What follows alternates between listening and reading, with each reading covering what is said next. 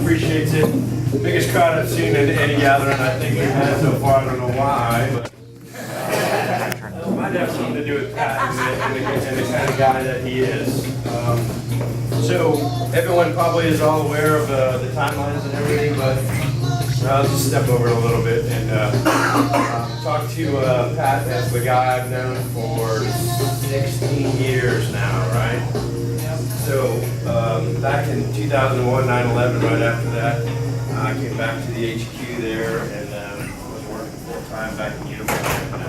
I think Pat was the still chief at the time, right? You know, right back there with Sandy Romello, right? See that geek below the works? Just it's selective though, so because I can't remember what I did 5 minutes ago. But anyway, so met Pat for the first time there as a tanker guy coming from that world, close to what I was, but a little bit different. But immediately struck me as the kind of guy with the highest integrity and character that's second to none. You just know people like that when you run into them. So over these many years, our relationship has grown, and we've become close friends, as many of you have with him. And you know, he was doing a really well. Let me not jump ahead too far, but so after about I think 3 years doing that, Pat decided that it was time for him to retire from hang the uniform up. And at the time, I think the headquarters was in this big shift of AOC and development, or split into a numbered Air Force. And there was a lot of shuffling going on. And Colonel Craig Hoffman was, I think, working as assistant director of ops and sort of A3Q halfway. And you know, freshly minted Lieutenant Colonel Romeo at the time was just taking over A3Q, I think. So Hoffman, you know, the cert came up for Pat's position, and there was like 200 people on it back then. The filtering wasn't working too good, so Hoffman looked at that and said, "Sebby, good luck." So I started filtering through the list, and I was looking at all kinds of people applying for this job. But of course, I knew what the job was, and the challenge that we have in our organization often is that we can't advertise what we do, and if we can't really get specific about what it is. So of course, I knew exactly what it was and who it needed to be and what kind of person needed to be doing that job. So it took me a while to filter through the people on that list, but when I got to Pat's name, it might have been down there about 67 or something.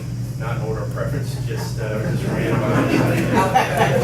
It might have been in order of preference, but it didn't really matter because I was a hiring guy. So it immediately went up to number 1 and selected him to do that job. And of course, he came in, dove in with the vigor and the expertise and the professionalism that he had done throughout his uniform career. You know, subsequent to that, lots of more changes in our organization internally and in the headquarters. But Pat's expertise continued to grow. His, you know, what he provided to this organization before was special activities while we were still A3Q was relationship building. And as you guys all know, the reason you're here is because he's a relationship guy, and everybody who meets him has the same outlook towards him, which is willingness to work with him and accept him into whatever their organization was, no matter what their business was or what their prioritization was. Pat always made that happen and those contacts happen, which were critical in the way we do our business. And so along the way, lots of challenges, lots of organizational challenges, but you know, Pat, as many of you are, were the steadfast, sure thing in what eventually became special activities and what we are today. So the most heartbreaking thing was Pat's health condition. You know, I'm standing up here today as his friend, and it's just one of those things where you think that of all of us doing this stuff, you know, the stalwarts that are going to be here when you're long gone. I never expected Pat to be gone before me, and in this case, it was inevitable. So, you know, we had to shuffle along and do a retirement or disability retirement process for him. And in the meantime, you know, we're standing together as a team with Pat and making it happen. So when he gets better and on the road to recovery, we can bring him back as a contractor and he can make double the money. the way it works. And it ain't like It doesn't look part-time. But it didn't like he wasn't working from the beginning.